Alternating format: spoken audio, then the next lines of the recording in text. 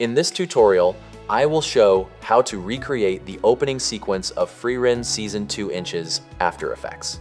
From the falling petal effects and camera movement to the text styling and cinematic lighting, everything is clearly broken down so it's easy to follow along.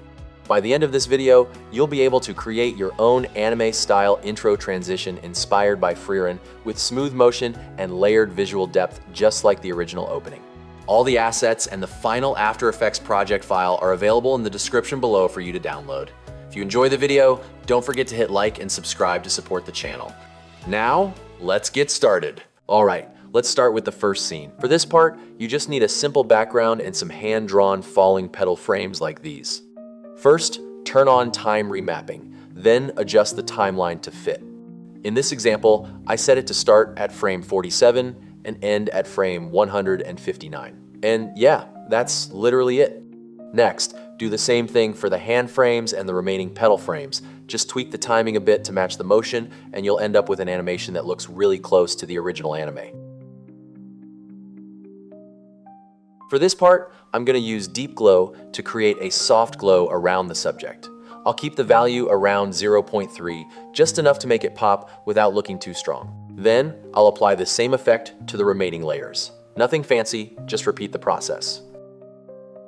Next, go back to the background layer and add 2 keyframes to the opacity to create a smooth fade-in effect.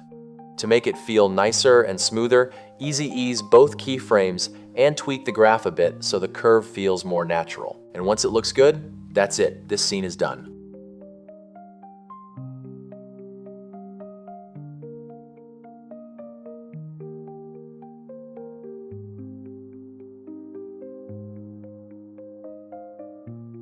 All right, let's move on to the next scene. For this part, just like before, we'll need a sky background and the flower book element separated into 2 layers like this. And of course, we can't forget the Frieren frames. Once we have all of that ready, we're good to start building the scene.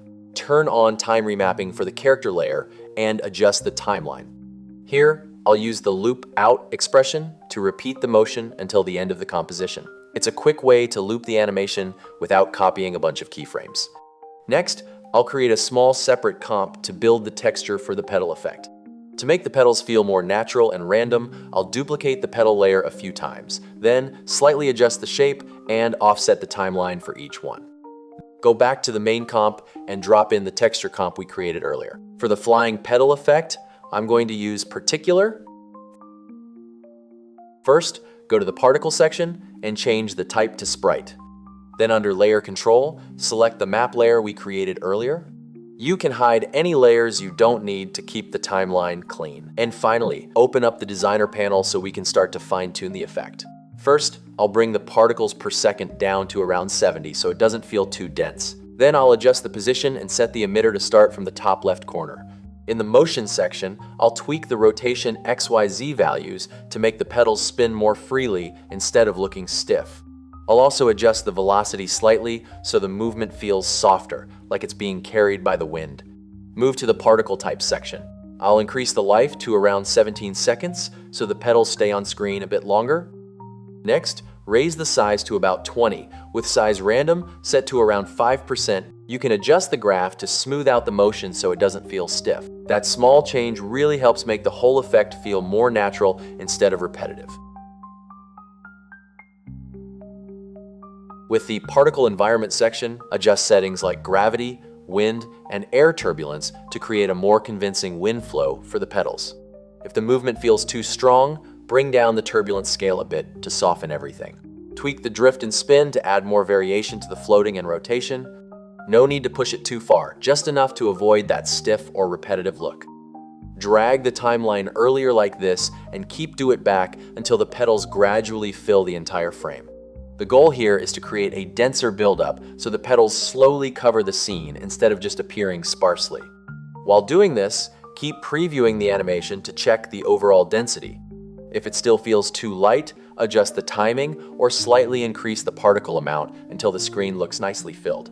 Add Deep Glow to create a soft glow around the petals and make them stand out a bit more. Then duplicate the layer and apply a fill effect with the opacity set to around 80% to gently overlay a pink tone onto the petals. On top of that, Add a few hand-drawn petal frames to make the scene feel more lively instead of relying only on particles. Adjust the timeline to match the motion, and apply a couple of subtle effects so everything blends together smoothly. It's also a good idea to duplicate a few layers to fine-tune the colors and lighting, making sure nothing feels off compared to the rest of the scene. With a bit of refinement, the whole shot will look much richer and more dynamic. Next, add deep glow to the book layer in front of the character, but lower the exposure to around 0.3. Then duplicate the layer and change the blending mode to darken to recover some of the details that were lost from the glow. Duplicate it one more time and copy the original glow effect in layer before, and reducing the opacity to around 50%. For the character, add a subtle outline using the distance gradient effect. Keep the values balanced just enough to create a thin rim light around the character so they stand out from the background. Avoid making it too thick or too intense. The goal is simply to enhance separation and add a bit more depth to the scene.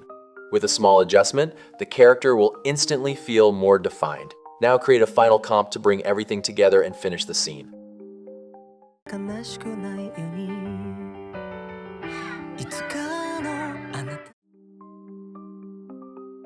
Let's move on to the next scene.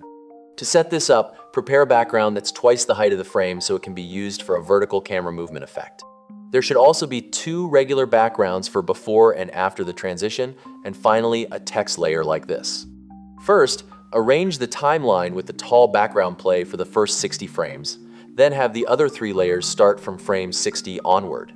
For the first background, adjust the scale and reposition it as needed. Using the Align panel makes this much quicker and more precise. Then add 2 position keyframes to create the upward camera movement. Make sure to refine the curve in the graph editor so the motion feels smooth and cinematic instead of stiff. For the second background, add opacity keyframes so it fades in from frame 60 to frame 186. Open Graph Editor and slightly shift the curve toward the end to create a smoother effect like this. Next, duplicate the text layer and rename to Text Color. Apply a fill effect and set it to a blue tone to match the anime style. Add opacity keyframes so it starts appearing around frame 131, then fades out again at frame 236. Press F9 and adjust the graph as shown to smooth out the motion. For the original text layer, change the color to white and also have it start appearing at frame 131. At this point, the basic text motion should look something like this.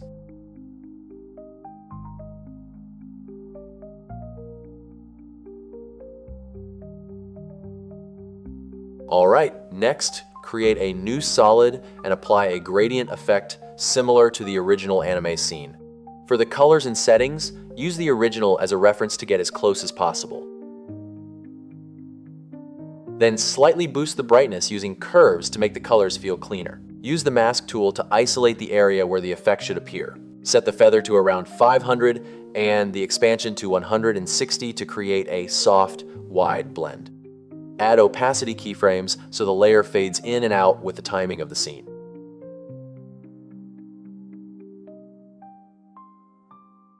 Duplicate the layer once more, but switch to a slightly darker tone to add more depth. Go back to the mask settings and reduce the feather to around 300 and change the expansion to tighten the area. It already looks good at this point, but for better overall control, add an adjustment layer on top and fine-tune everything using curves and hue, saturation to balance the final look. I also add keyframes to the opacity so the effect gradually builds up, but keep the maximum value around 80% to avoid making it too strong. For the falling petals, here we will need a lot of hand-drawn frames like this. As usual, enable time remapping and adjust it to match the original timeline. Just like in the previous scene, I soften the edges using roughen edges, then add a subtle blur so it blends better into the environment. After that, apply a gentle deep glow to give it a soft light around the edges. Next, introduce the blue petal frames to create the transition effect. Similarly, I've prepared some hand-drawn frames like this. But we need to set up keyframes for the 3 frames of Himmel first, because his scene will appear right after the transition. This character animation only consists of 3 frames, but looping them creates the illusion that he's walking, like this. Next, adjust the timeline of the petals, so they start around frame 203 and end at about 253, matching the transition timing. That's already looking pretty good. Apply the same effects as before to slightly soften the edges, so everything blends naturally into the scene. Finally, bring all the pre-built shots back into the main comp and do one last full preview from start to finish. And well, it's time to watch the final result.